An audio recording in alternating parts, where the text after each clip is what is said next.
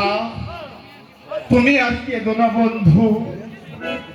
তুমি এই পিস্তলখানা রাখো আর এইখানে বসো, আমি দেখি কোথাও কোনো পানি পাওয়া যায় কিনা।